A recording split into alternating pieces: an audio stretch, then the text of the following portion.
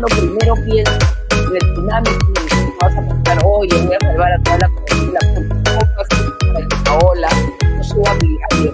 Pero tratar de entender una parte de compatibilidad y lo general, que es como república. Tú vives en la abundancia, estamos viviendo en la una de mentalidad. El niño como el niño trabaja para su beneficio, pero también trabaja limpia la escuela, esta no es posible de lograr. Y aquí tengo con una idea que me encanta, cuando alguien se lleva los decisiones porque son individualistas, hiperindividualistas. Pero tú le dices, ha pasado un incendio, la vuelta ya puede ayudar. ¿Cómo lograrlo? Una suerte de magia en la que te das cuenta de alguna manera estás alimentando tu propio bienestar, tu barrio, tu comunidad. Estamos en medio entonces de una migración histórica, tecnologías, capacidades de conocimiento, experiencias de la juventud de hoy, la juventud incluso con las estos momentos dicen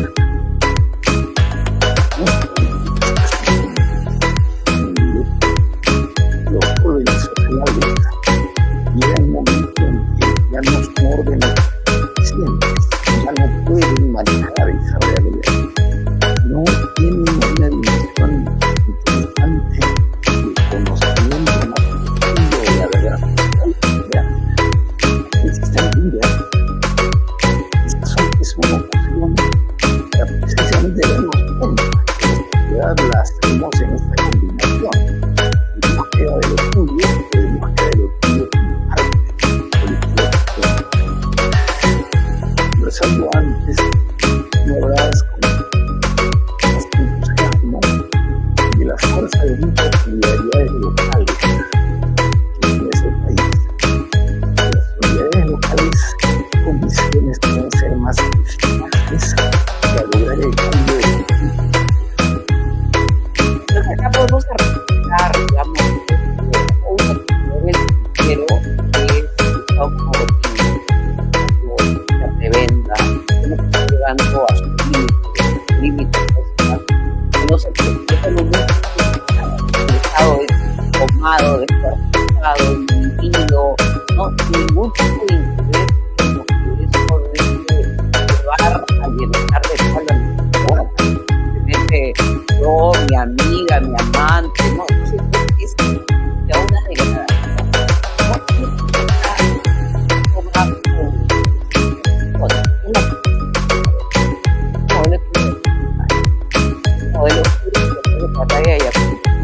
Cuando hay una serie de soldados desmovilizados de diferentes partes de la región, ganaderos, chilenos, gran colombianos, ellos demandan un legal, es una especie de deuda, de moral, entonces ahí se reparten no, pero no se convierte en un proceso de guerra transnacional. No hace que el modelo médico sea probablemente un resto de aparte vienen todos con la idea de que en lugar de la república, ¿no? La cuestión es que vale el Perú. Entonces, al Perú lo realmente, a partir y después, y tú hablas de la movilidad social, los audiencias descubren que la movilidad social se da a partir de la en el Estado y a la empleomanía, ¿no? Entonces tienes soldados que eran nada como los Gutiérrez, que eran campesinos en Arequipa, en Majes, y se convierten en la Guardia Pretoriana de Balta y asesinan al presidente, ¿no? Entonces, se da un proceso de movilidad social vía la prebenda y destrozar al Estado. No se crea un modelo alternativo de trabajo. Y esto lo va a llevar pues a sus límites la economía guanera, Cuando los caudillos se encuentran, después de haber estado peleando años de años, que bajan a la costa y se encuentran con el guano, dicen, acá está, ¿no? Ahora hay que comenzar a repartir este guano y ahí es donde se crean las grandes fortunas y ahí es donde el Partido Civil dice hasta cuándo se va a vivir con esta ilusión de un producto que se va a terminar y ahí se comienza a apelar al mundo del trabajo, de los artesanos, ¿no? Entonces yo creo que primera lección, un modelo que ya entró en crisis terminal, una dignificación del trabajo que desafortunadamente, y esta es la tragedia, se está viendo acosado por la extorsión.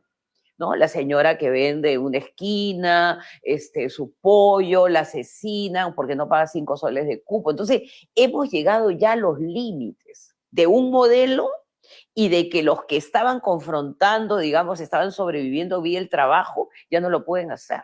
O sea, ya que más claro te queda que hay algo perverso, que hay una violencia estructural, ¿no? Ese yo creo que sería el primer tema. Pero yo creo que más allá de eso, y tú dices cómo hacer esta suerte de reformulación mental, ¿no? Donde tú digas, yo también quiero trabajar por mi comunidad, yo creo que esta es una crisis existencial valórica. O sea, el tema no solamente es político, económico, es ético, ético. Este modelo que estamos viendo que está derrumbándose, donde los niños de Gaza mueren porque no tienen comida o porque hay una fila de gente que está esperando que le den comida y los abalean, o sea, nunca se ha visto algo semejante. Es el horror.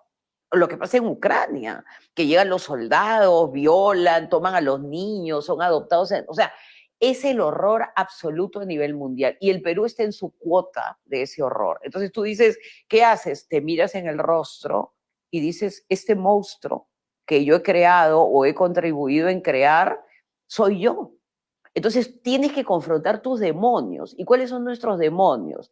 Digamos, no haber dignificado al trabajo, haber aceptado este estado prebendario por décadas, en muchos casos haber servido a este estado prebendario pensando que lo puedes desmantelar. Esto no se desmantela.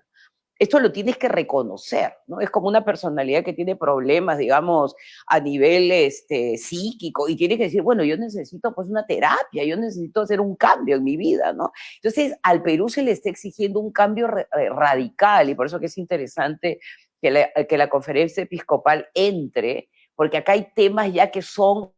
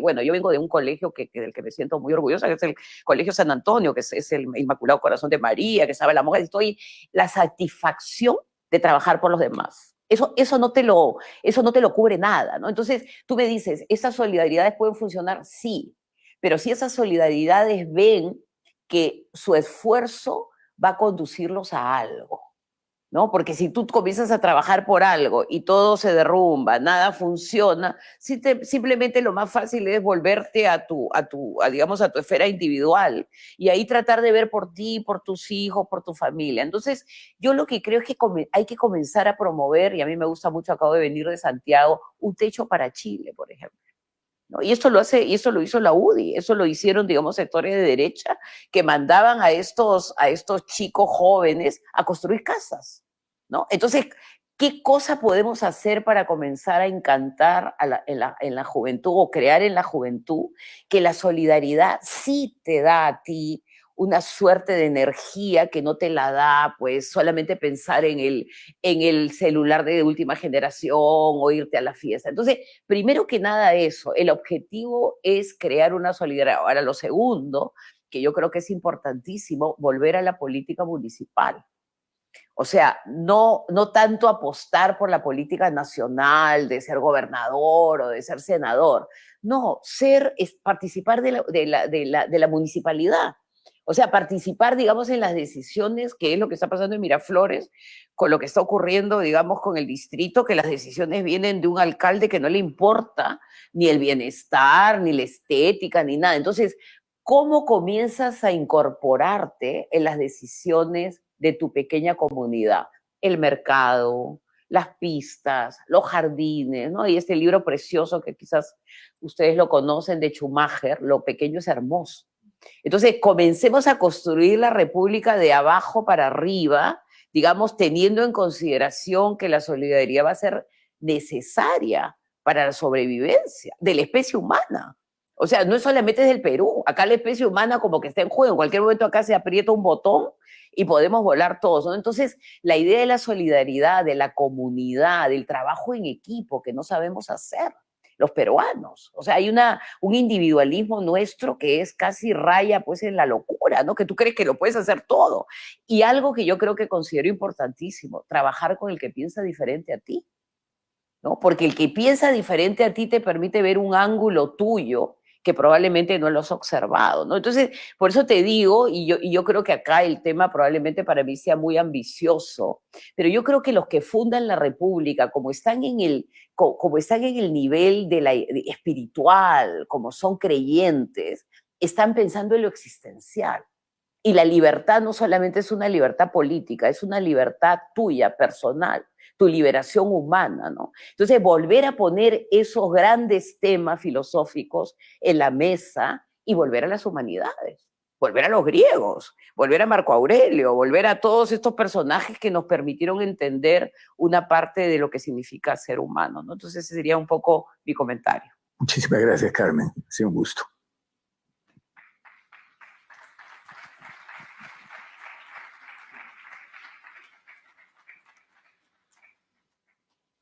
De verdad que Carmen McEvoy quería estar con nosotros. Le hubiera gustado que esta conversación que tuvo con Rolando Ames se produjera aquí, pero por temas de agenda y viaje no ha podido. Así que pidió de alguna manera estar a través de esta conversación. Gracias también, por supuesto, a Rolando, que tuvo el tiempo y nos regaló esta entrevista.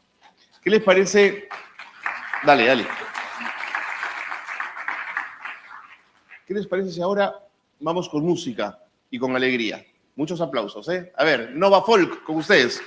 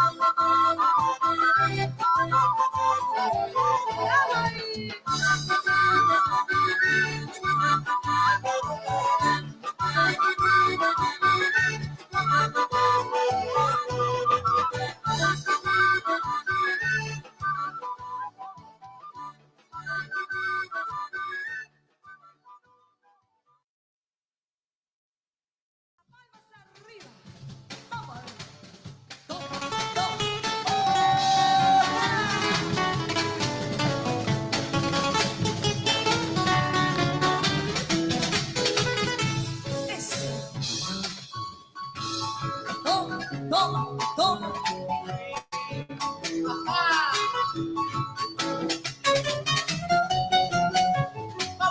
Trujillana, con pañuelo que revoloteas, celofana, trujillana, muy contenta sale los bailas. Eres hermosa y garbosa, surca en la jarana, mi trujillana, palangana, como bailas, trujillana tenías que ser. Trujillana, con pañuelo que revoloteas, celofana, trujillana, muy contenta sale los bailas. Es hermosa y garbosa, surca en la jarana, mi trujillana, palangana, como bailas, trujillana tenías que ser. Dale al campo, bordoneles, esas guitarras, palmas, palmas, palmas, la jarana ya comenzó. Dale al campo, bordoneles, esas guitarras, palmas, palmas, palmas, la jarana ya comenzó.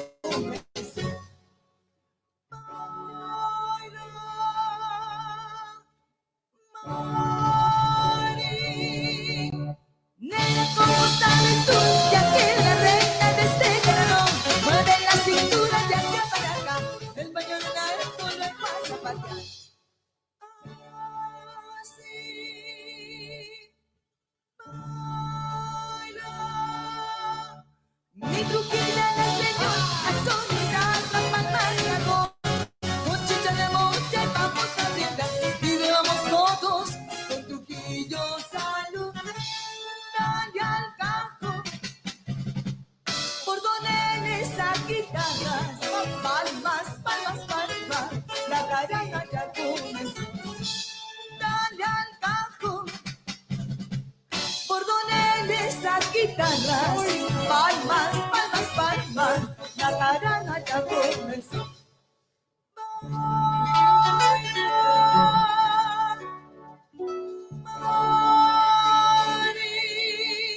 Nena, ¿cómo sabes tú ya que la reina de este verano mueve la cintura de acá para acá? El pañuelo alto no es más a patear. Así baila mi trujillana, señor, al sonar la palma de agua. Con chicha de monte vamos a brindar y bebamos todos con Trujillo salud. Salud. No hay primera sin segunda. Marinera norteña, señores. Ajá. Así se baila en el norte del Perú. Ajá. Eso es, vamos a ver. No, no, no. Y las manos arriba. Primorosa, así, coquetea la gitanita, ya, ya, con su lindo mirar y su dulce besar. Y la tierra, la guerrera, la que más, ya, ya, ya, el baluarte de la libertad. Por eso como un Trujillo, sí, señor, en el Perú no hay otro lugar para jaranear y para amar. Por eso como un Trujillo, sí señor, en el Perú no hay otro lugar para jaranear y para amar. Perú. Ajá. Así se baila en el norte del Perú. Ajá. Eso es, vamos a ver. No, no, no.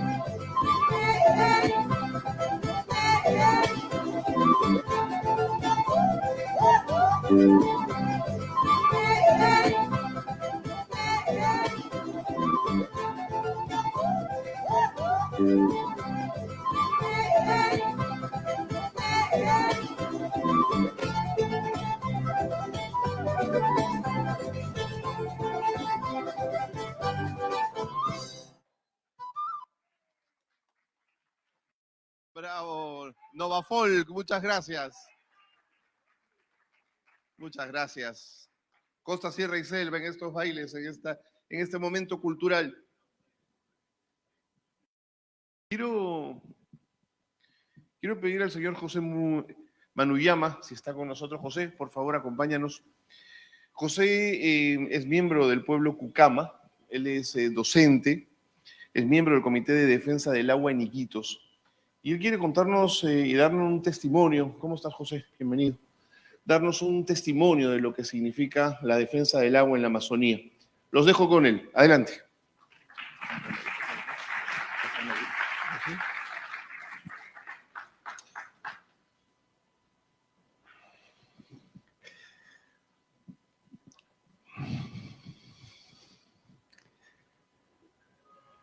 Primero quiero que se sientan representados en mí a todos los dirigentes, agentes pastorales y religiosos y todos los que nos hemos encontrado estos días acá. Que lo que estamos estudiando, hoy día hemos estudiado de algún modo estos documentos especiales que nos dejó el Papa Francisco, sea real la fraternidad. Y como amazónico, como Cucama, en la lengua Cucama hay un sentido muy especial del amor, digamos, o del saber que se manifiesta en el corazón. Un Cucama, cuando quiere decir tengo hambre, dice mi corazón tiene hambre. Cuando tiene miedo, dice mi corazón tiene miedo. Cuando quiere saber algo, dice mi corazón quiere saber algo, ¿no?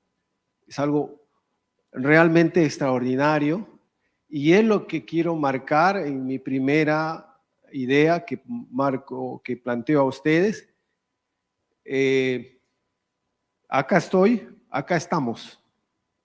Nosotros somos personas que sienten, que valemos, de donde vengamos. Y acá estamos. No es lo que vestimos o lo que tenemos en el bolsillo, es lo que somos. Y hay que amarnos y hay que querernos. Y yo en este momento siento mucho aprecio por cada uno de ustedes y me gustaría que todos sientan eso entre todos nosotros.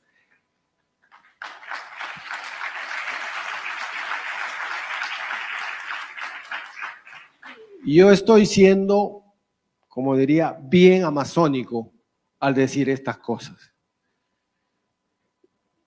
Y hay que sentir el amor en nuestra sangre, en nuestras venas, en un mundo donde hay mucha violencia, mucho abuso, mucha destrucción. Y por eso este momento es especial para todos nosotros. La siguiente idea que quiero plantear es el sentido de urgencia. Sí. Es cierto que estamos acá, hay mucha gente con buenas intenciones, un gran evento. Sin embargo, yo siento que no se ha marcado todavía la palabra de urgencia, de emergencia en que estamos viviendo. Es muy difícil comprender el hecho de que el mundo está a punto de desaparecer o de destruirse, ¿no? ¿Cómo se explica eso cuando si todos estamos acá sentados y parece que todo está muy bien? Pero para eso están los datos de la ciencia. Si todo sigue como ha seguido hasta hoy, estamos condenados todos. No hay manera de salir de esto. No hay iglesia. Yo diría, por ahí había un filósofo que decía que Dios ha muerto. Yo creo que con la naturaleza, con la Amazonía, es la segunda muerte de Dios, porque sin naturaleza no hay hombre, no hay nada, y tampoco va a haber Dios, tampoco va a haber iglesia. O sea, ese es el sentido de la emergencia que los amazónicos hemos vivido por mucho tiempo, pero ahora no solo somos amazónicos, ahora todos son amazónicos.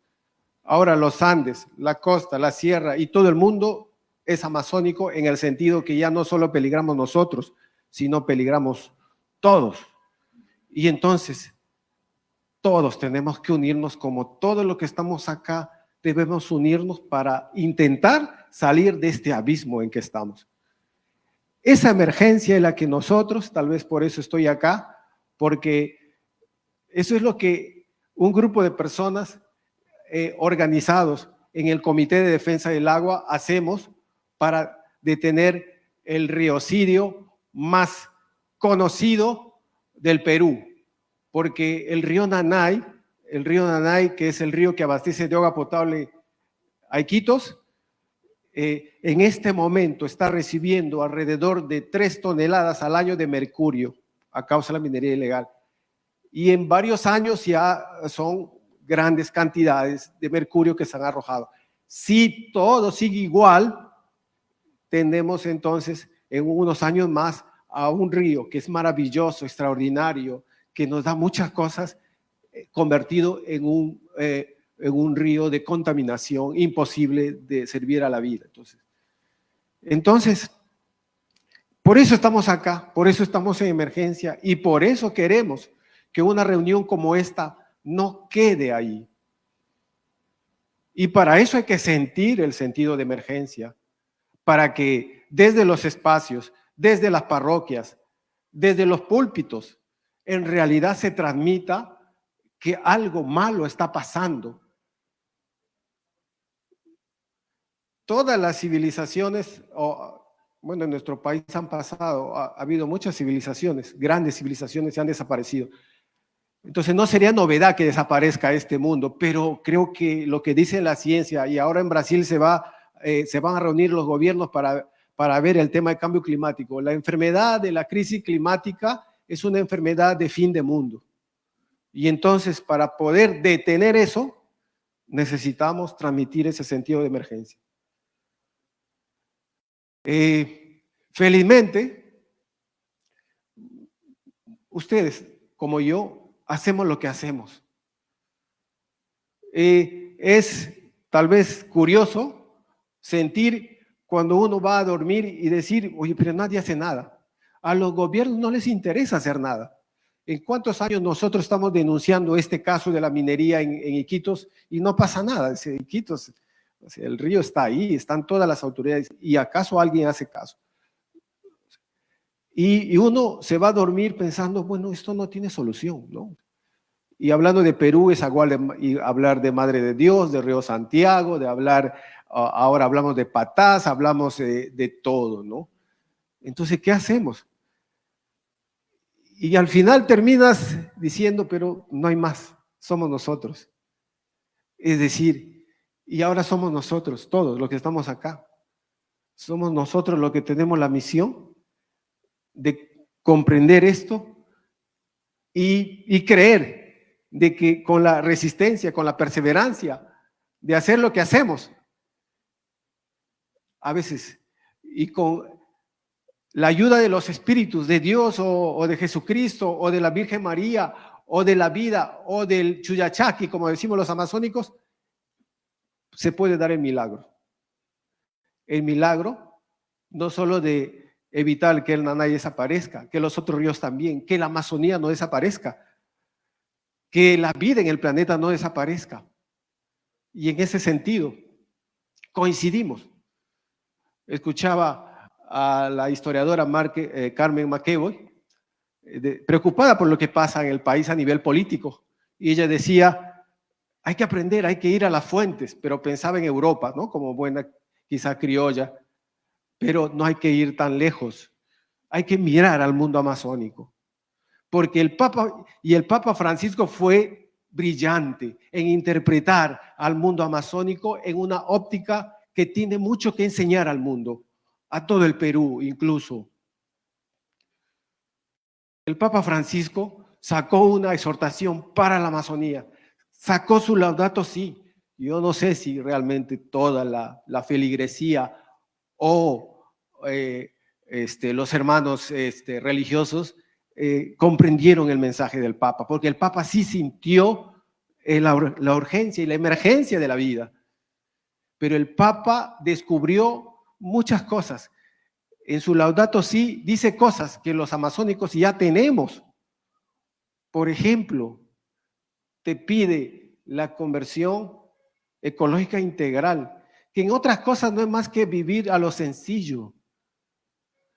Porque las cosas no nos dan nada, las cosas materiales no nos dan nada, no nos cambian nada, nada material realmente nos agrega, o un celular nos agrega algo a nuestra humanidad, o una casa gigante como esta nos da algo a nuestra humanidad. Y si no tenemos esto, nuestra humanidad no es humanidad. En realidad no. Este mundo, el mundo de las ciudades, es un mundo que se ha construido haciéndonos ver que las cosas son más importantes que el ser humano. Y este pensar es muy antiguo en el mundo antiguo griego o oriental, pero también en nuestro mundo amazónico, donde hemos vivido por miles de años con sencillez y con durabilidad. Eso es nuestro mundo amazónico, un mundo sencillo, un mundo, como dice el Papa, interrelacionado. Para nosotros, el mundo con los animales, con los espíritus es uno solo. Es muy difícil saber si estás en medio de los espíritus o los animales, o están muertos o están vivos, porque todo está interrelacionado, incluso más allá de la vida. Grandes enseñanzas de nuestra cultura, por eso a mí me da mucho gusto estar aquí, representar a todos los pueblos, tantos pueblos amazónicos, pero también andinos, pero también a la humanidad. Yo creo que, para terminar, nosotros podemos, mi grupo terminó con el término Atashay, que significa en general en el mundo amazónico Cucama, sí puedo, ¿no? Yo sí puedo, sí podemos. Estamos en oscuridad hoy y nuestra tarea es lograr un nuevo amanecer. Estamos en medianoche y necesitamos un amanecer, pero otro amanecer más sencillo, de la sencillez amazónica. Ese otro amanecer, ¿quién lo mueve? Pues somos nosotros. De nosotros va a depender que caminemos en este éxodo, en este paso. Nosotros, y aquí inicia, quizá en este momento, es el comienzo de ese nuevo amanecer. En Cucama sería ese nuevo Canatari. Creo que ahí podemos coincidir, religiosos, no religiosos, el mundo entero, para que nos unamos y entre todos, a partir de ahora, continuemos resistiendo y tratando de convencernos a nosotros mismos y a más gente, para no ser solamente los que estamos acá, y construir y forjar ese nuevo amanecer, ese nuevo Canatari entre todos. Gracias.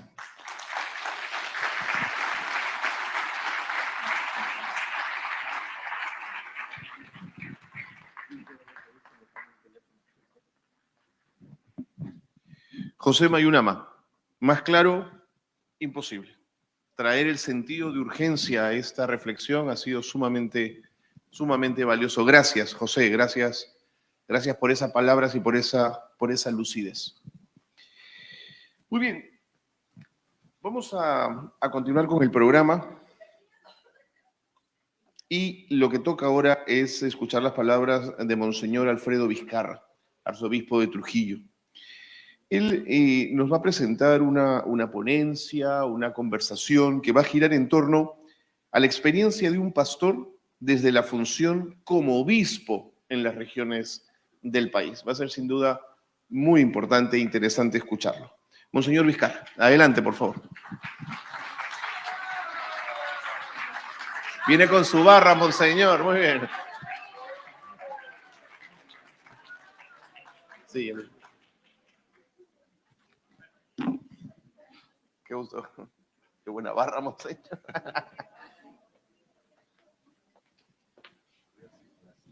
Donde usted quiera, pero si prefiere el atril o el micrófono de mano. Yo es mejor en el atril.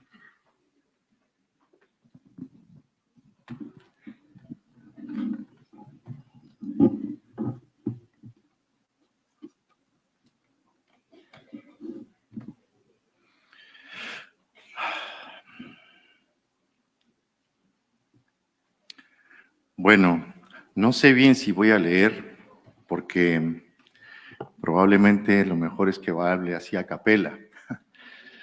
Pero igual he preparado algo, intentando que no sea tan tedioso. Y lo voy a hacer como haciendo un recorrido de mi labor como pastor. Y en ello intentar mostrar la realidad en la que he ido encontrando. Y bueno, no sé en qué medida conseguiré hacer esto, pero cuánto de eso ha sido también para mí transformador en mi mirada, en mi ser de pastor. Y por lo tanto, una reconfirmación de una experiencia ya anterior en la que comprendí que la gente, ustedes son los que nos enseñan a ser pastores. Son experiencias concretas en las que, bueno, pues eso, van surgiendo situaciones y vamos allí, a veces rompiendo huevos, en fin, aprendemos a ser pastores de verdad. Pero bueno, les decía que, bueno, después de haber pasado por tantos mundos diferentes en los que me ha tocado vivir, referidos estas diferencias a la geografía, a la cultura, tiendo a echar una mirada de todo lugar, dejándome impactar por la belleza existente en cada una de ellas, liberándome de ideas hechas que puedan condicionar mi mirada. Esto no ha sido siempre así. Los ojos se me fueron abriendo poco a poco a la diversidad.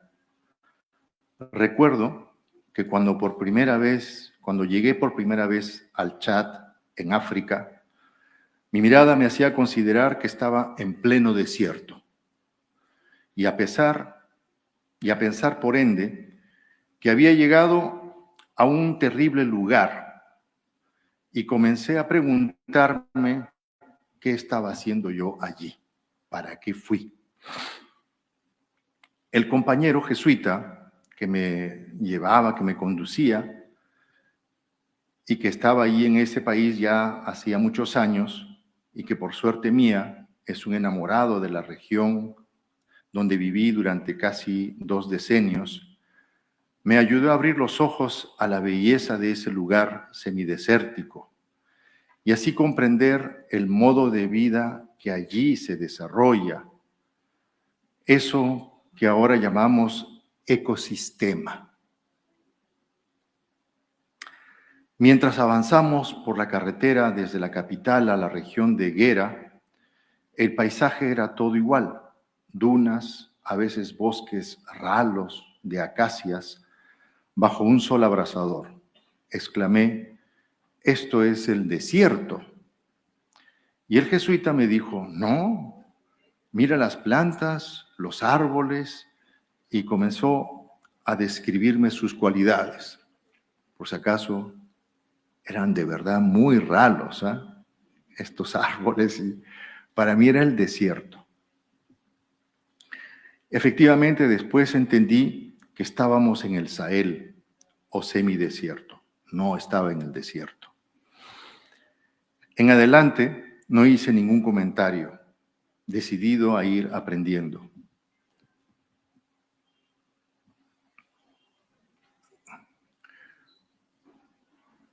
«17 años después, los superiores me hicieron salir de allí para proponerme como obispo del Vicariato Apostólico San Francisco Javier, Jaén, San Ignacio, Condorcanqui, distritos de Imasa y Aramango, en Bagua, en la región de Amazonas.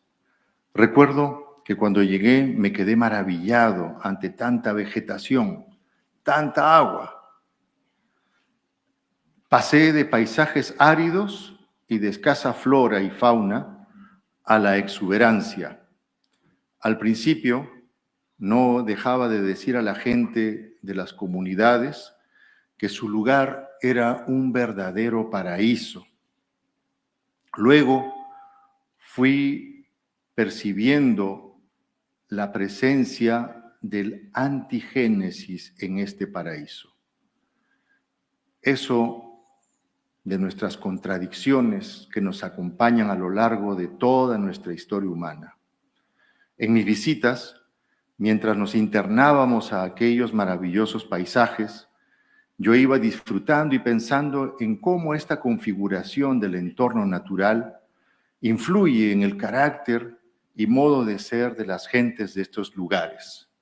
Gentes tan amables, acogedoras y recias al mismo tiempo. De pronto, un chirrido óptico y olfativo me anunciaba que estábamos llegando al pueblo de mi destino. Enormes cantidades de basura, arrojadas por la ladera del cerro, se arrastraban hacia la parte baja, contaminando todo a su paso. Quizá esto fue lo que me hizo pasar de una mirada maravillada a la del ojo avisor, y fui dándome cuenta de que debajo de la religiosidad y devoción de un pueblo fundamentalmente católico, fe inculcada por un extraordinario trabajo evangelizador de los misioneros jesuitas y religiosas que nos precedieron en Jaén y San Ignacio, existía un pueblo amenazado de corrupción, de machismo, de abusos, de interés particular e inmediato que minan la solidaridad y todo trabajo por el bien común. Recuerdo cómo algunos me contaban con añoranza cómo antes ellos mismos construían los locales comunales, se organizaban para el trazado y limpieza de las carreteras, mientras que ahora nadie quiere mover un dedo a no ser que la municipalidad organice el trabajo y les pague por él. Las cosas han cambiado mucho.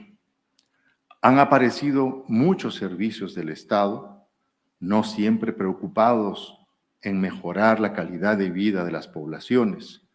Han surgido algunas iniciativas asociativas, como las cooperativas de café, algunas nacidas con el apoyo sostenido por el vicariato, producto bandera de la zona. Sin embargo, casi todas se han plegado al sistema del libre mercado, dejando de lado el principio base y orientador del cooperativismo, la solidaridad, y convirtiéndose prácticamente en una organización acopiadora de café para la exportación que garantiza al pequeño productor la salida de su cosecha y en algunos casos obtener algunos beneficios sociales. Las cooperativas son instituciones que mueven mucho dinero, pero no son instituciones que ofrezcan alternativa de producción agrícola diversificada.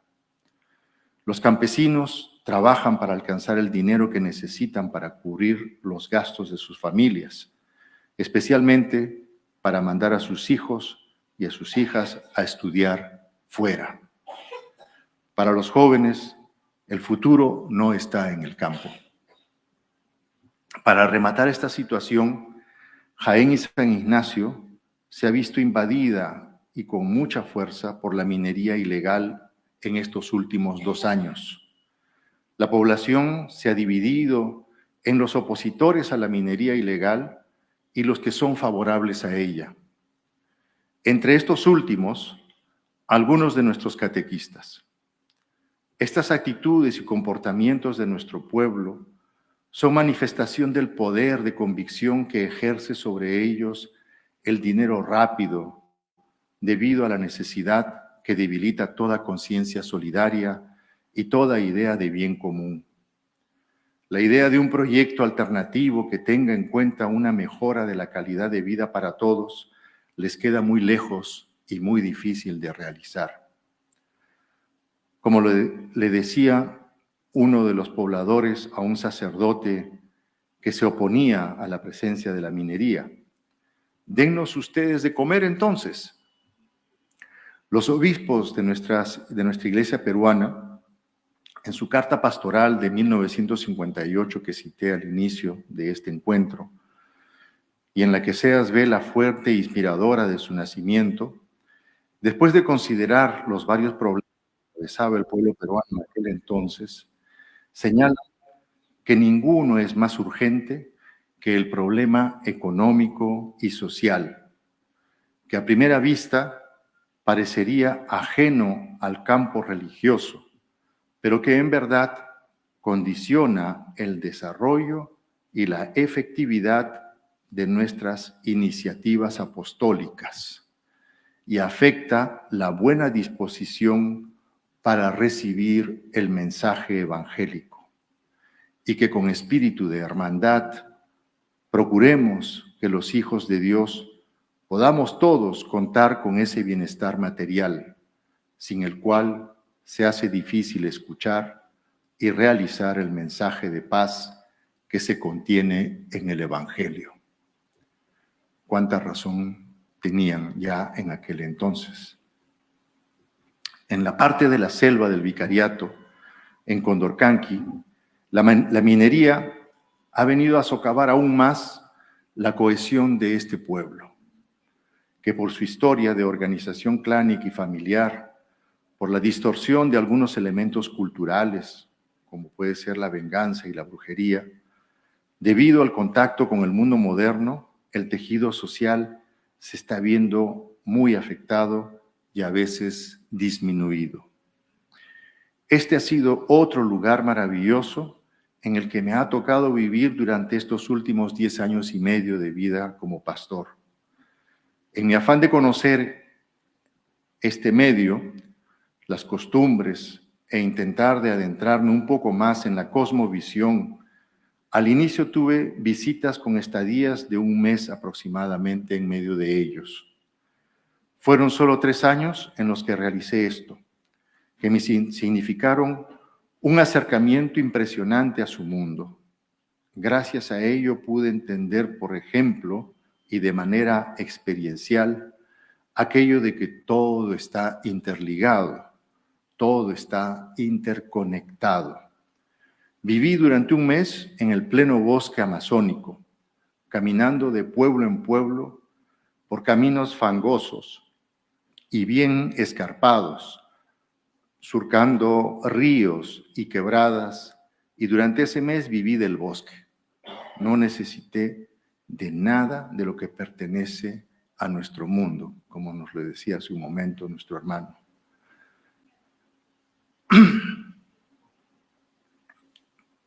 Esta fue mi manera de hacer la consulta sinodal. Me dije a mí mismo, voy a recorrer y por ahí voy a ir preguntando, conversando con ellos. Y les decía, en cada pueblo que me detenía, que la iglesia estaba preocupada por la Amazonía. El Papa había visitado el Perú unos meses antes. Y por la Amazonía y sus pueblos, y que por eso estaba preparando la iglesia un gran encuentro para escuchar sus voces.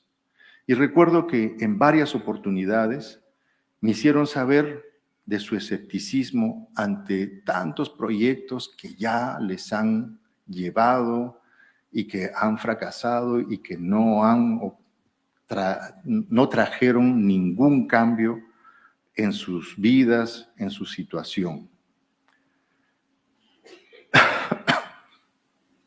Les habían hecho tantas promesas, pero todo seguía igual.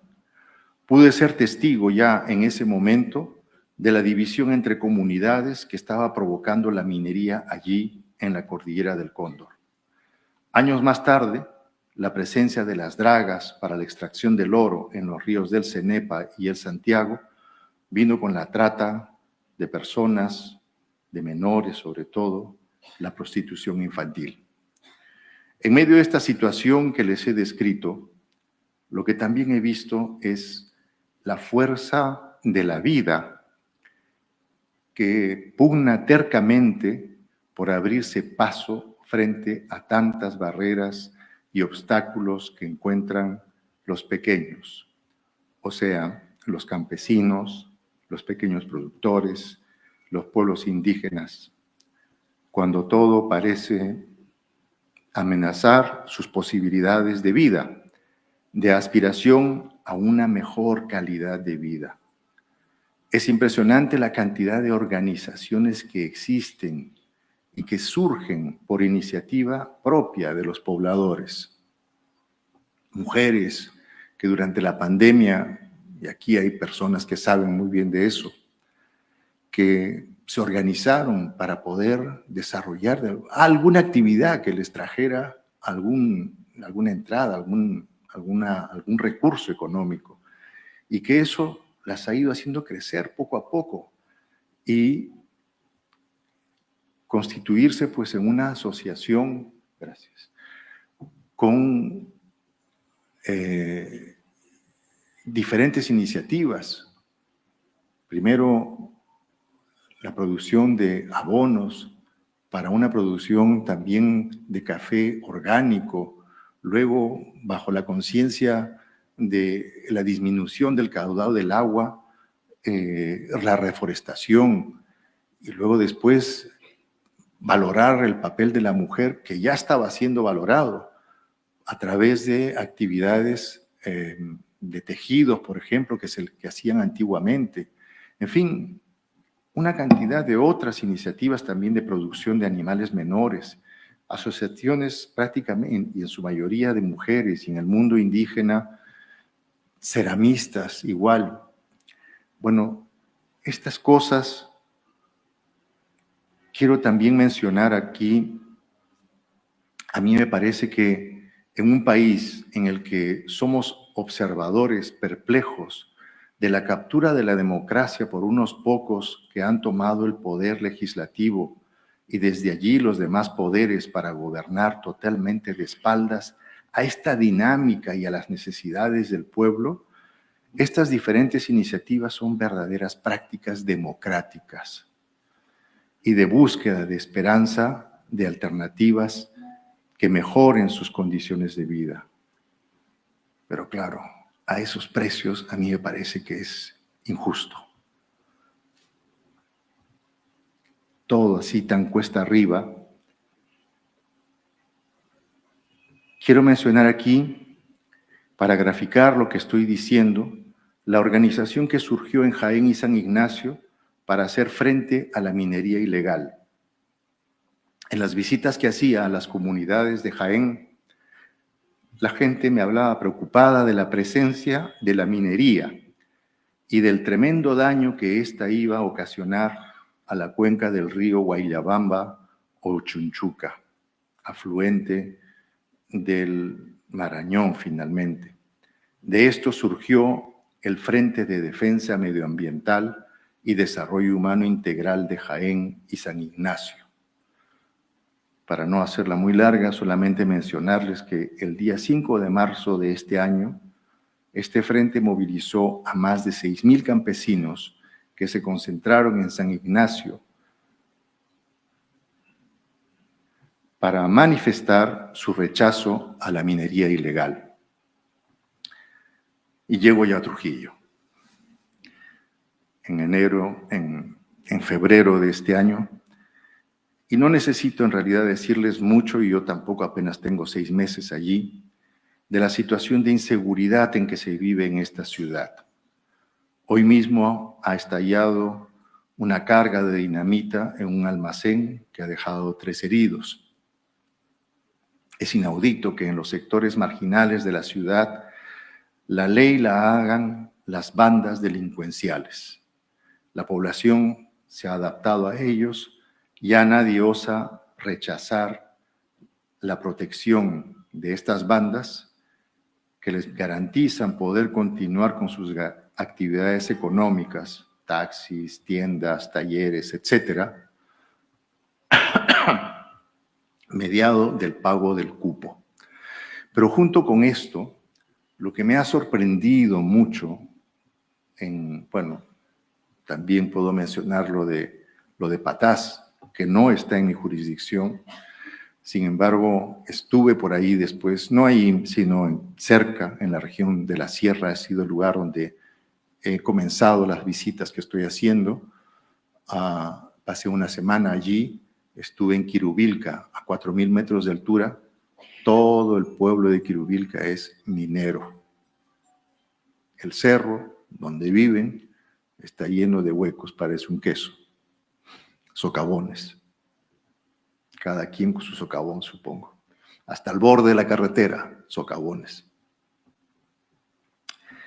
Bueno, pero junto con esta situación, lo que me ha llamado mucho la atención y veo allí una fuerza de esperanza también, es, por un lado, actividades que se realizan desde la iglesia, por ejemplo, para la atención de gente de la calle, prostitutas, niños y gente que vive en la calle, migrantes, movilizada por 3 religiosas, y que alrededor de ellas todo un ejército de laicos y laicas que apoyan ese trabajo impresionante. Otras que trabajan en la cárcel también, y que conocen, por ejemplo, al tal, no me acuerdo cómo se llama, el que se le atribuye el liderazgo del asesinato de los 13. No, es otro. Pero también una capacidad de organización impresionante igual. Ya no quizás para actividades de orden social, sino quizás religioso, pero que la organización eclesial, creo que ahí hay un potencial y que puede, además de otros grupos de personas que aquí están presentes y que se han sentido en algún momento un poco fuera de la iglesia y que están buscando, y yo espero encontrarles cauce en las actividades eclesiales, pero para introducir otra componente, es decir, la actividad social, que es propia de los laicos. Bueno, no sé, he querido hacer recorriendo mi experiencia o retomando mi recorrido, mi caminar por estos dos lugares, mostrar un poco la realidad. Y sí, yo subrayar también nuevamente lo que nos acaban de decir. Estamos en una situación así como de urgencia. Ya no sé quién lo dijo, pero sí creo que, Rosa María Palacios me parece, pero no es la única persona a quien se lo he escuchado. Ya antes alguien me lo ha dicho también, la iglesia tiene que jugar su rol, su papel. Creo que es importante, y más aún, por ejemplo, después de esta ley que acaba de salir el día de ayer, que la iglesia se comprometa, diga su palabra, su posición, porque estamos frente a estas personas, estos grupos que nos han capturado la democracia, como digo, y hacen y deshacen, y todos observamos perplejos. Y no hay quien les diga, esto no se puede hacer. O por lo menos alguien que les diga con un peso de representación, que es algo que se ha señalado también aquí, la representatividad. Creo que nos toca jugar un papel hoy. Muchas gracias.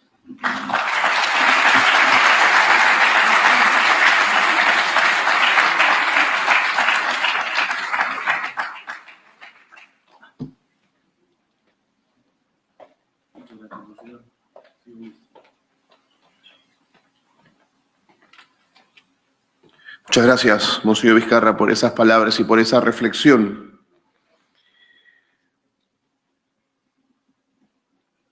Es el momento del cierre de esta jornada que ha llevado por nombre Discernir. Para el cierre de esta jornada vamos a escuchar las palabras del cardenal Carlos Castillo.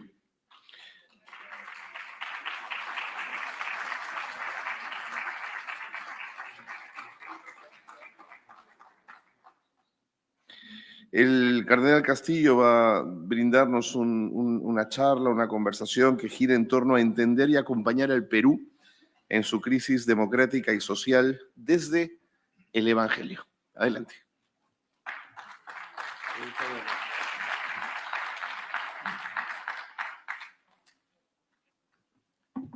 Buenas noches a todos y a todas. Es una gran alegría participar de esta prolongación histórica de la Semana Social, que de hecho esta iniciativa que tiene SEAS es retomar la gran tradición de las Semanas Sociales de nuestra iglesia. Quería además felicitarlos por tantas cosas lindas que han hecho estos días, el Pasacay, estaba informado de todo.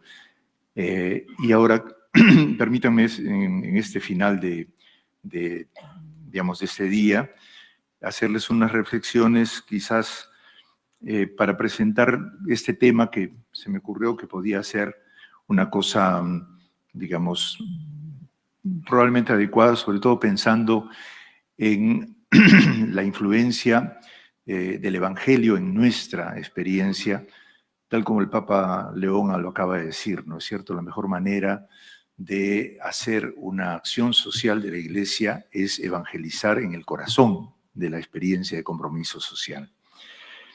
Y todos ustedes vienen de diversos lugares y tienen una experiencia viva, como hoy día también en los dos testimonios últimos se ha manifestado. Yo quería poner básicamente dos temas de reflexión. El primero, desde el Evangelio, cómo entendió y acompañó Jesús a un Israel en crisis. Como inicial para empezar con el Evangelio. Y luego el segundo planteamiento, pregunta que quisiera hacer es, ante nuestra crisis, ¿no? ¿Cómo acompañar al Perú? ¿No? ¿Y qué crisis es la que estamos viviendo? Una cosa que tienen los evangelios es que se sitúan siempre para relatarnos la vida de Jesús en el corazón de una situación extrema.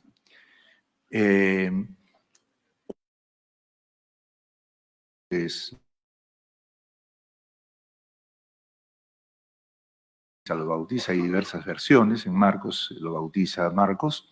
Jesús entra al agua, se pone en la cola de los pecadores no teniendo pecado, y sale del agua y se abren los cielos. Era una frase común en tiempos de Jesús decir, los cielos se han cerrado. Y eso es una frase para decir, no hay esperanza. Y curiosamente Jesús ha tenido la capacidad de percibir la realidad de su tiempo y de escoger a uno de los grupos que podía haber esperanza, que era totalmente insignificante como grupo, el grupo de Juan Bautista, pero que empieza a ser significativo en la medida en que hace un acto que permite alentar la posibilidad de algo nuevo, en este caso la conversión, inclusive con expresiones un poco agresivas, ¿no? O sea, algo así como se viene el hecatombe y cosas de ese tipo, ¿no? Sin embargo, es un grupo por el cual la gente tiene especial predilección. La gente va a bautizarse como diciendo, en parte de esta crisis enorme que hay, entonces yo tengo mi parte de pecado, pues entonces participo y busco. Y esto es importante porque eso es lo que permite después al Papa Francisco decir que siempre que tenemos una crisis, y mucho más una crisis como la que estamos viviendo, es preciso estar atentos a eso que varios de los que han intervenido han dicho, ¿no es cierto?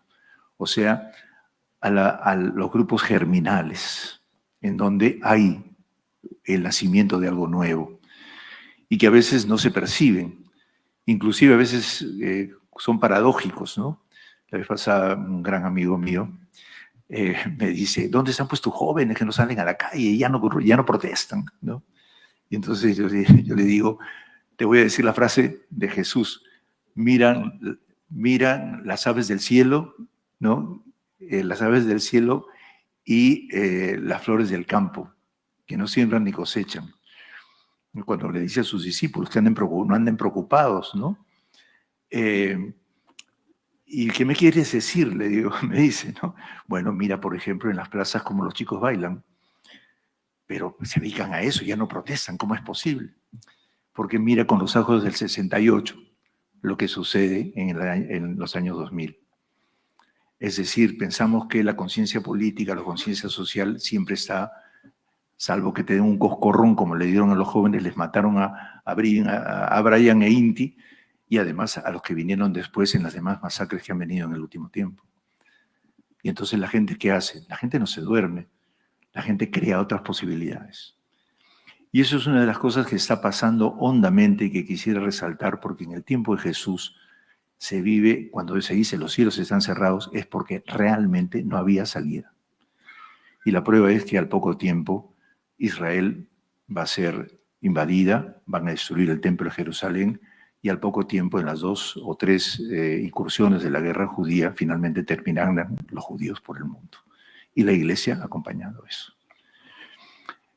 Una crisis extrema siempre tiene, entonces, visos de una especie de cerrazón de los cielos, de cerrazón del horizonte de la esperanza. Pero entonces, lo que nos ha enseñado Jesús es a saber buscar en lo escondido.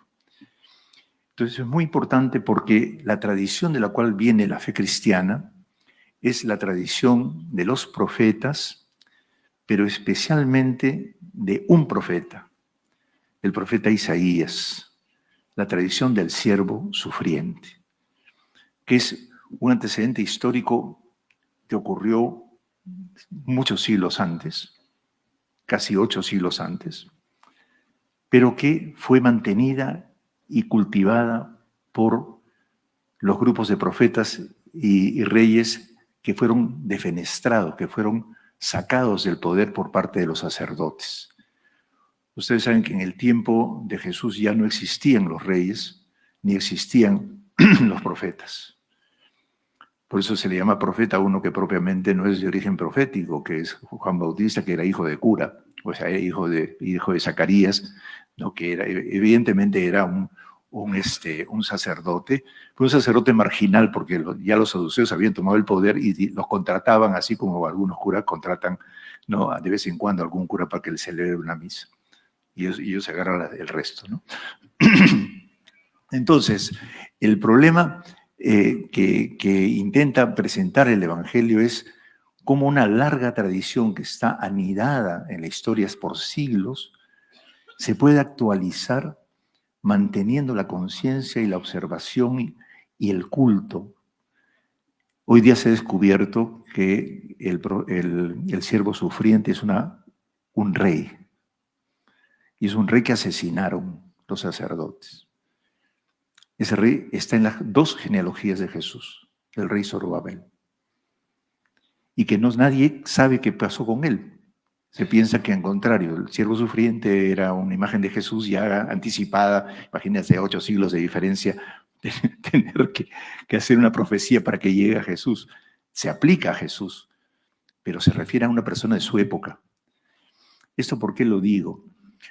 Porque cultivar como comunidad cristiana, en este caso como comunidad judía, como sectores marginados, la memoria y de comprender los movimientos internos y la vida interna de un pueblo que va dejando una huella y una esperanza y un precedente histórico, es muy importante porque es un signo que se va renovando y actualizando en la historia.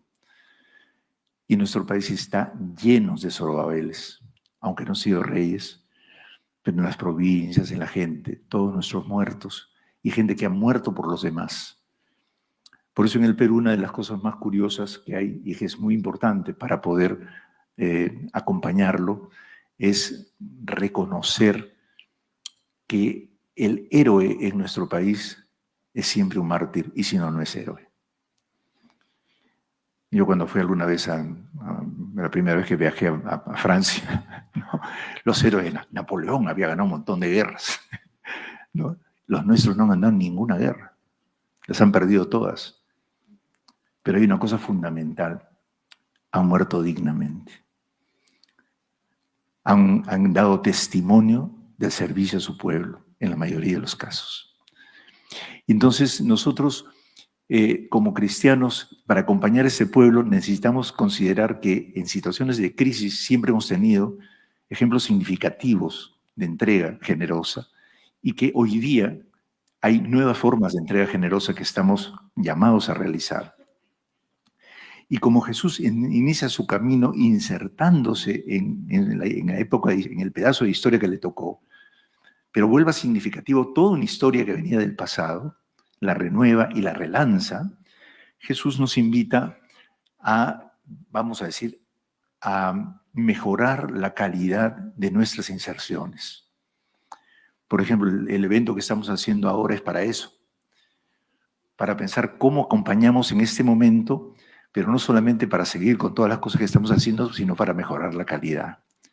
Y la calidad de esas cosas que estamos haciendo implica, en primer lugar, comprender la gravedad de la crisis. Qué genial, José, por ejemplo, ha escrito la crisis actual impresionantemente. Estamos en una crisis definitiva. Y por eso no es una crisis cualquiera. Inclusive cuando se ha dicho la crisis de democracia y la crisis social, es mucho menos una crisis de democracia y una crisis social que una crisis definitiva. El Papa la llamó la crisis epocal. Una crisis es muy distinta que una crisis de, qué sé yo, de ministerial o una crisis política, ¿no?, que son crisis pasajeras. 40 candidatos es signo de una crisis epocal. O sea, no hay salida y entonces todo el mundo cree que puede solucionar los problemas. No hay unidad, no hay sentido. Y entonces eso está por construirse.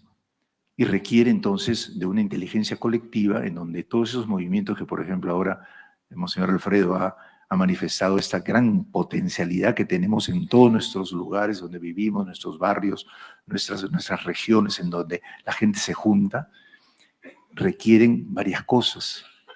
requieren de una mayor perspectiva común. Se ha hablado de una perspectiva política, pero siempre en la línea de Francisco que dice, ¿no? Una buena política, una política interesante que todavía tenemos que fundar, porque se ha roto todo. En una crisis grande, epocal, las cosas se caen completitas. Es una crisis de sentido, inclusive. Y entonces, un tema que yo creo que estamos teniendo delante en este momento para acompañar es cuánto como iglesia, al evangelizar, reconstruimos al sujeto como creador de futuro. ¿Se acuerdan de la misa del domingo? ¿No? ¿Quién será el administrador fiel y prudente que cuando venga el Señor lo encuentre dando sus raciones a cada uno, ¿no? Según su necesidad? ¿No es cierto? Y no lo encuentra emborrachándose, distraído. Esto es muy importante porque la pregunta fundamental ahora, no solamente cosa fundamental, preocupación fundamental de la iglesia siempre, ¿dónde mirar los pobres? Pregunta que Gustavo recordaba preciosamente en el último tiempo. Sino que además, ¿cómo poder, preocupándonos por los pobres, ¿ya?, tener administradores capaces de dirigir? Y ese es uno de los problemas más serios que tenemos, porque la dirigencia es una vocación, la dirigencia no es una función y una cosa que se pretende para exhibirse o para llevarse adelante un premio. La dirigencia es una vocación profunda de servicio que nace del corazón, de las entrañas. Por eso en la homilía del 28 de julio planteamos el problema de la entrañabilidad de la dirigencia. Y tenemos gente sin...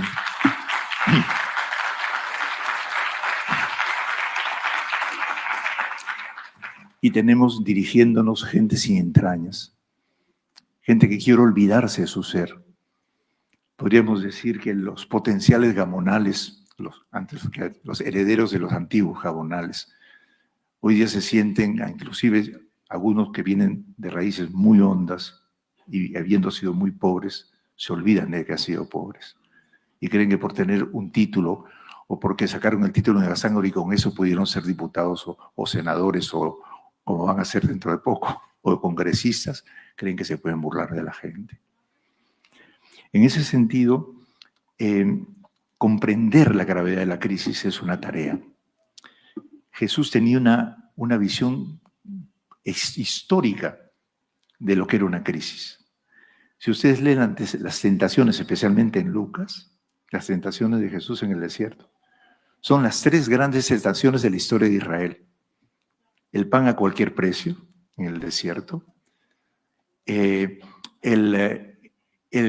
poder a toda costa, ¿no?, y el suicidio de los sacerdotes que creen que porque son divinos pueden hacer lo que les dé la gana.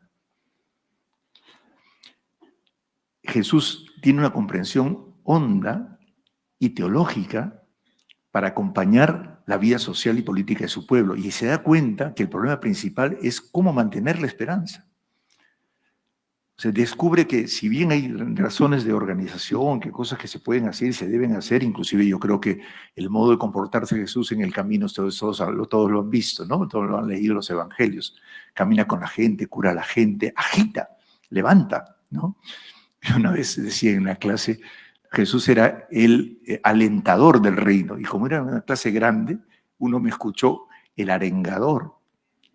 Era el arengador del reino.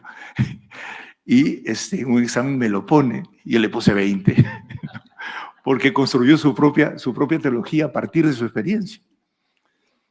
Y eso es muy importante, volver a decir las cosas en nuestro lenguaje para traducir a Jesús.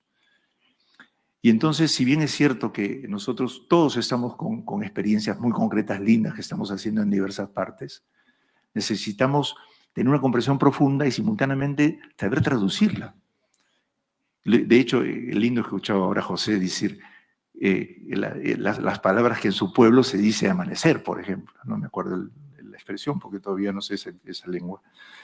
Pero comprender significa también, con esa visión profunda e histórica, cosa muy importante, hermanos, tenemos que aprender más historia del Perú. Y historia de la diversidad peruana y del encuentro de culturas y de grupos y las formaciones que hemos hecho durante estos siglos. Por ejemplo, los bancaínos eran más privilegiados porque se aliaron a Lima para darle el pan llevar. Entonces, ¿qué dijeron? A nosotros no nos tocan. Les mandamos el alimento, pero ustedes aquí no meten haciendas. Y por eso tenemos las grandes comunidades campesinas de Huancayo, ¿no? Se lograron establecer por ese pacto. Aprendieron a hacer pactos y a la vez, en cierto modo, también se pelearon contra otros, ¿no? Contra Cusco, por ejemplo. Todas esas historias tenemos que repristinarlas, tenemos que saberlas, comprenderlas y entendernos. Y una de las cosas más grandes de Jesús es que cuando percibe justamente que su pueblo necesita y está dramáticamente viviendo con grandes heridas, ¿no? Por eso es que siempre vemos enfermos, gente sufriendo, paralíticos, encorvados, qué sé yo, ¿no? Jesús trata de hacer que sus discípulos tengan la misma actitud de servicio que él tiene y encuentra que tienen un obstáculo. Y lo voy a mencionar ahora porque es un obstáculo religioso. Y también existe hoy día en nuestra Iglesia Católica. Eso se llama oligopistía. Ustedes han escuchado hombres de poca fe, ¿no? ¿Han escuchado o no han escuchado? Hombres de poca fe. Pues no significa eso. Oligopistía, ¿cómo traducen ustedes oligarquía? Oligo es poco y arquía es poder o gobierno. ¿Ustedes traducen poco gobierno o traducen gobierno de pocos? Gobierno de pocos. Y eso es oligarquía. ¿Y oligopolio? ¿Ustedes dicen poco negocios o negocio de pocos? ¿Ya ve? ¿Y por qué oligopistía, que es poco y fe? ¿Por qué lo traducimos poca fe y no fe de pocos? Lo que está criticando Jesús en ese momento es que los discípulos tenían ilusión en los pocos sacerdotes, entonces veían que él hacía milagros, entonces tú eres como sacerdotes y entonces nos vamos mañana mismo a tu reino, uno a la derecha y otro a la izquierda. Pensaban en el poder y en el corazón del pueblo sencillo que sigue a Jesús, también hay esas cosas que nos mete la tradición no más que la tradición, la conservación de ciertas costumbres antiguas que además, sobre todo los poderosos, meten en la gente en la cabeza. Y tenemos que levantar esos cargos, porque si no seguimos pensando igual. Y un caso ejemplar, por ejemplo, lo ha hecho el Papa León con un prólogo que ha hecho a la doctrina social de la Iglesia. Entonces dice, la doctrina es fundamental porque resume las ideas principales, pero el adoctrinamiento como método es pernicioso, dice. ¿Por qué el adoctrinamiento? Porque formar en serie. Díganme ustedes si inclusive en las hermandades que son muy populares en el Perú, no tenemos la idea de que la formación es de arriba para abajo. ¿No es cierto? Todos recibiendo órdenes. Cuando hacemos el catecismo, todo el mundo tiene que aprender de memoria, preguntas y respuestas. ¿Dónde está Dios? En el cielo, en la tierra, en todo lugar. En ninguna parte más. Y entonces nos formamos en serie. Y nuestra persona se desnaturaliza. Y la iglesia no crece y no hace crecer a las personas. Si nosotros no reformamos la iglesia, entonces repetimos la historia y en medio de la desesperación agregamos desesperanza. Porque la persona no se construye, no crece. Ustedes vienen de comunidades lindas en donde la forma de hablar, por ejemplo, de José es excelente, ¿no? O sea, totalmente ha ido creciendo. Porque uno crece cuando uno dialoga. A eso se debe que la reforma de la iglesia es no solamente misionera, sino también sinodal. Y sinodal significa caminar juntos, ¿no es cierto? Pero caminar juntos atropellando, ¿no? Como estamos caminando juntos y Jesús va atropellando a sus discípulos diciendo, vamos al reino, todo el mundo. No, él va para aquí, retrocede, viene, cura, pide disculpas, ayuda, ¿no? ¿En quién quieres que te pueda servir? Es toda una dinámica de zigzag, de conversación y de promoción de la persona. Eso le era muy fuertemente al inicio del Concilio Vaticano II con los movimientos especializados de la acción católica, en donde en pequeñas comunidades la gente confrontaba la palabra de Dios con su vida y se expresaba. Porque la palabra de Dios está hecha en forma de narración para que justamente todo lo que valemos se suscite. Como ustedes cuando tienen una persona que le quieren pedir un consejo y la persona les da un consejo y ustedes confrontan su vida con el consejo que da la persona, ¿no? Como esa chica que se casa recién y entonces se preocupa porque siente que el agua se le va a quemar. Y entonces va donde la vecina y le dice, se me quema el agua, ¿no? Y la señora le dice, no, hijita, el agua no se quema la olla. El agua se consume. Ay, gracias, señora, ¿no? Porque es una experiencia con experiencia. Si no hay confrontación de experiencias, la persona no crece. Y entonces nos adecuamos a esa formación que es en serie y que más se parece a la matemática, ¿no?, que a la sabiduría. Entonces, en un momento de crisis extrema, es fundamental salir de eso que se llama la imbecilidad, la idiotez, que es formarse en serie y repetir las cosas siempre iguales. Y es una costumbre que tenemos en la iglesia que se nos ha metido y tenemos que reformar todos los catecismos. De hecho, ya cuando Benedicto XVI hace el catecismo grande, ya lo hace lleno de citas bíblicas, gracias a Dios. Después el resumen fue un poquito ya más mediocre. Cuesta estudiarlo. Pero tenemos la Biblia que está llena de anécdotas. Y tenemos que seguir entonces teniendo una formación bíblica amplia, y eso es parte de leer la Biblia en el corazón de la experiencia de compromiso social que todos estamos teniendo en diversas partes. Y para eso entonces no es necesario seguir grandes cursos de Biblia. Es cuestión de ponernos a conversar y poner a disposición de todos qué sientes cuando escuchas esto. Y todos empezar a inspirarnos. Es un libro de inspiración. Lo que pasa es que nos han creado miedo a la Biblia, ¿no es cierto? Mejor el catecismo. En Lima se decía, prefiero regalar 10.000 catecismos que 5 Biblias. ¿Por qué? Porque se le teme a la palabra de Dios. Y la palabra es viva y eficaz, más cortante que espada alguna de doble filo. Nos puede sacar de los problemas históricos porque nos penetra hondamente. En ese sentido, me parecía que ese camino de Jesús nos puede orientar en una situación como la de ahora. Y permítanme, para poder terminar, solamente unas notas sobre lo que pasa hoy. Muy bien se ha dicho que vivimos una crisis, digamos, definitiva de época, que además es mundial, y el mundo puede terminar. Normalmente termina una época, pero puede terminar esta vez por la potencia de todo lo que se ha hecho en tecnología, podemos terminar definitivamente. ¿Qué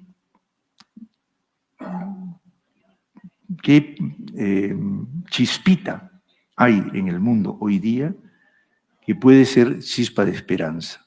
Eso que Jesús captó, ¿no? Por ejemplo, con Juan Bautista y con mucha gente. Por eso es que Jesús siempre dice, tu fe te ha salvado. Nunca dice, yo te he salvado. La tuya te ha salvado, no tu madre, ¿no es cierto? Tu fe. Tu madre también a veces. Bien, el asunto central es que como hay un proceso de destrucción de relaciones, estamos en un mundo que se está autodestruyendo, un mundo suicida, que habiendo hecho cosas muy lindas, la plata se lo está comiendo vivo. ¿Se acuerdan de la expresión? La plata llega sola. ¿De acuerdo? ¿No? A él le llegaría sola, pero a mí nunca me ha llegado sola. Cuesta mucho trabajo. Pero esto ha mediocrizado, ha hecho muy mediocre la democracia. La educación es muy frágil hoy día. Y entonces, hay una cosa fundamental que tenemos para poder, que está al alcance de todos, para poder, podríamos, renovarnos como personas, crecer como personas, y es generar un tipo nuevo de educación, inclusive a partir de la fe, como propuesta para la sociedad. Y es una educación que lo que forma es la sabiduría. Pascal decía, ¿no?, que el ser humano tiene, digamos, dos espíritus. El espíritu de geometría y el espíritu de fineza. El espíritu de geometría sirve para calcular. El espíritu de fineza sirve para intuir ese sexto sentido que tienen aquí todas las mujeres, ¿no es cierto? Que son más sabias que cualquiera de nosotros. Y entonces, el asunto fundamental es que la sabiduría la tenemos todos, pero puede no ser cultivada. ¿Por qué no puede ser cultivada? Porque la interpretamos como un saber que hay que poseer. Por eso el primer pecado, el pecado original, no es que pecado sexual, ni es tanta tontería que creó Isis, metió la pata San Agustín, ¿no? El pecado original, según yo he podido entender, es comer el árbol y del mal. O sea, comerse la reflexión, el discernimiento. Si a uno le gusta los mangos, entonces uno puede comerse 3 mangos, 4 digamos. Pero si me como 10, ya me viene una disentería que no para nadie, ¿no es cierto? Una bicicleta terrible. Si yo no tengo una ponderación de las cosas, me ahorro, me como, así como me como los puntos y las comas, ¿ya? Y puedo perder un juicio. Una vez me pasó que un cura me hace una especie de demanda y al final me pone, y de todo esto me rectifico. Entonces, gracias, gané. Y quería decir, me ratifico y puso me rectifico. ¿Se dan cuenta? Uno no se puede comer una letra. Entonces, la sabiduría nos permite a todos intuir y aprender a crecer en la capacidad de intuir y ayudarnos mutuamente. Y para eso se necesita mirar nuestras historias y nuestras experiencias. ¿Qué tenía y qué tiene de válido y de interesante eso que hemos vivido desde los inicios del Concilio Vaticano II, el ver, juzgar, actuar? Tiene que miramos nuestra experiencia, nuestra vida. Les puedo decir que en la diócesis de Lima tenemos un problema de crisis generalizada de la mayoría del clero. Es solamente el 80%, es solamente el 20% ha leído y conocido su historia personal de vocación. Todos han sido formados en serie. El cura es para hacer misa, ¿no? Repetir, sacar su platita y tirarse a dormir, u otras cosas más. Pero la persona quedó totalmente abandonada.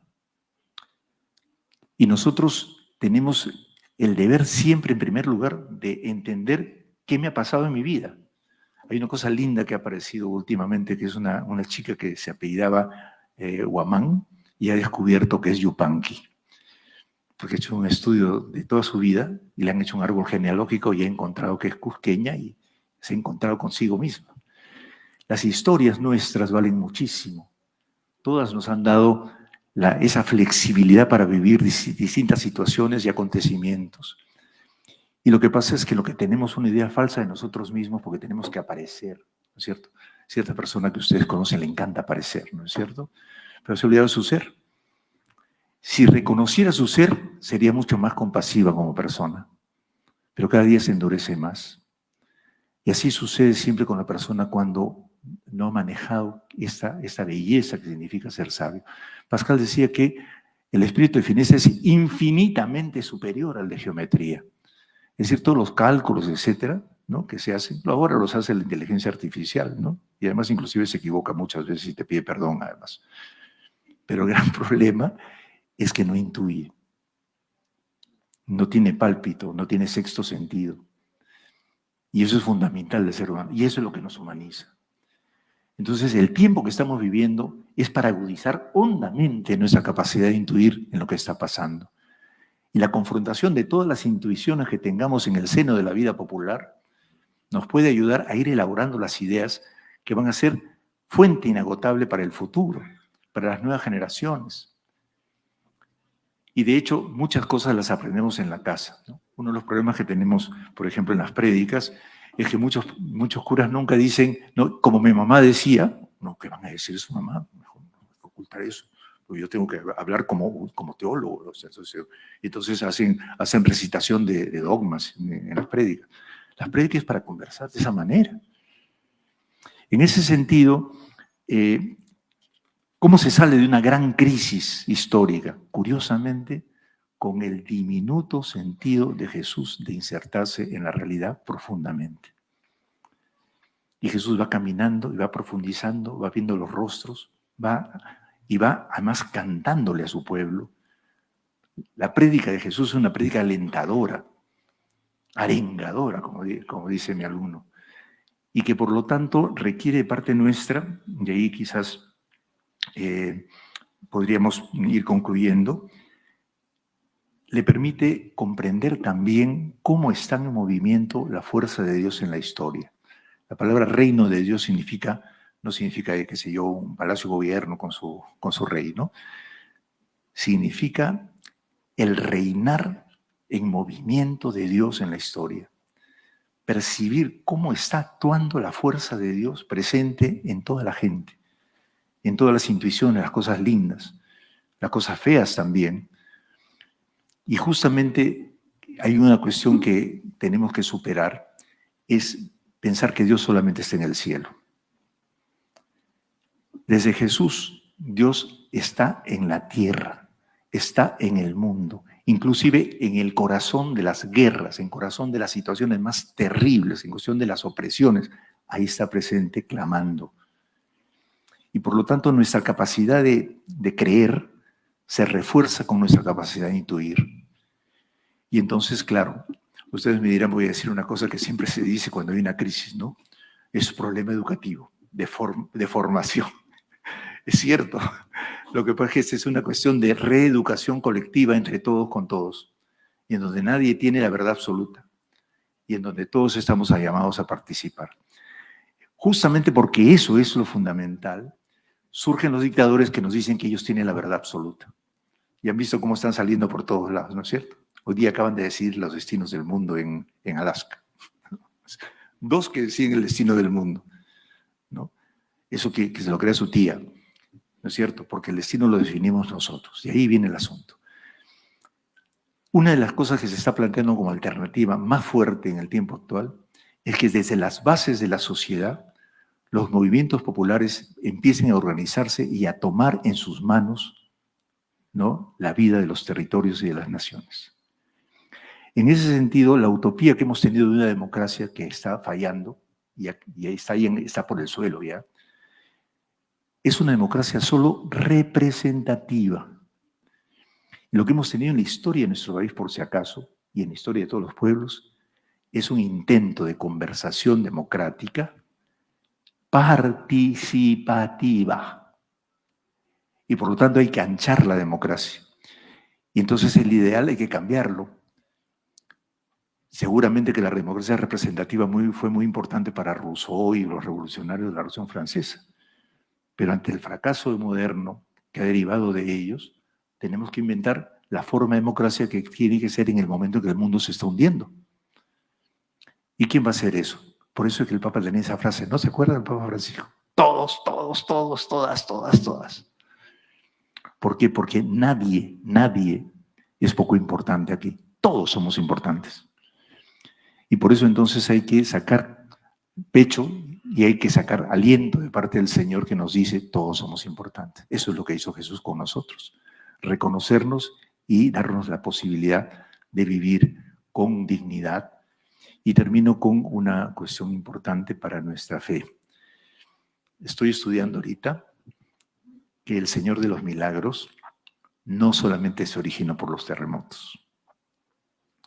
En 1750 hubo un levantamiento que se ha estudiado por la doctora Ofela, en donde se produce una masacre porque intentan los guarochirinos que se levantaron junto con la gente del RIMAC, Amancaes, intentaron hacer el primer acto de independencia del Perú.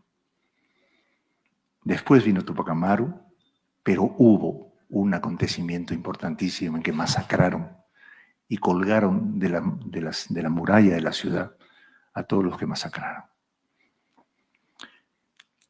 Y entonces, ¿qué pasa? ese acontecimiento de 2750 va a engrosar la famosa procesión del Señor de los Milagros. Porque ustedes saben muy bien que después de los terremotos no se cayó la imagen del muro, ¿no? Se hizo antes. ¿Pero por qué se hizo antes de los terremotos? Son 3 terremotos, 1635, 1650 y 1746, que es el peor de todos. Ciertamente está ligado a los terremotos. Pero ¿a quién se le ocurrió pintarla y luego no se cayó? Fue mucho antes. La pinta un mulato que pinta un mestizo. O sea, un mezclado blanco-indio con un mulato. Las 3 razas. Al parecer, en el barrio de Mancaes, en el barrio de Montserrat, lo que había ocurrido es un lío de desprecio a las personas por su raza. Y entonces pinta el cuadro, pinta este muro como expresión de dignidad. Y entonces, después vienen los terremotos, no se cae, entonces la gente... Claro, y entonces todo el mundo dice que es por los terremotos, por el miedo a los terremotos. No, es por afirmación de dignidad. Y les voy a dar un ejemplo y con eso ahí así de verdad termino. El ejemplo es que en la última procesión del Señor de los Milagros, el día 18 de octubre del año pasado, había habido una movilización de parte de los de Mesa Redonda exigiendo sus derechos. Y el Señor había dicho, el dirigente, había dicho, nosotros vamos a salir a marchar, pero pacíficamente, como dice la Iglesia. Y entonces yo lo conté a la gente. Y les dije, en la doctrina social de la Iglesia protege la organización popular y todos tenemos el deber y la tarea y la misión de organizarnos como pueblo. Y ustedes saben organizarse como pueblo. Muy bien, salió la procesión. Llegaron al Palacio de Gobierno, todo tranquilo. Llegaron al Congreso y empieza la gente a murmurar. Que no entre. Que no entre, pero bajito. Que no entre, ¿no? Y luego cuando salen con los congresistas con todas sus flores y todo, ¿no? Empiezan a gritar todos en mansa. Impresionante. Empiezan a gritar corruptos, y todo el millón de personas gritando corruptos. Díganme ustedes si el Señor de los Milagros no tiene relación con la dignidad humana. Bien, ahí está.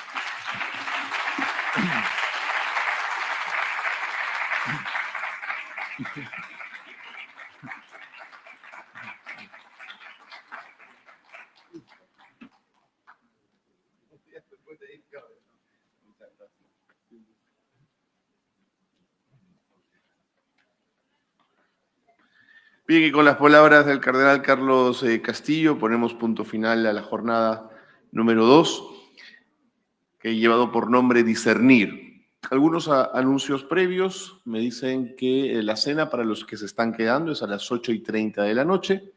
Me piden que el grupo de internos no se vaya, quédese en el auditorio, por favor. Y no olviden que la misa de mañana es a las 11:30 en la iglesia La Salle, para que puedan acudir. No se confundan de lugar, ¿de acuerdo? Me han dicho que es en la iglesia La Salle, para todos los que quieran acudir. Muy bien, terminamos la segunda jornada. Un gran abrazo. Gracias a todos y a todas.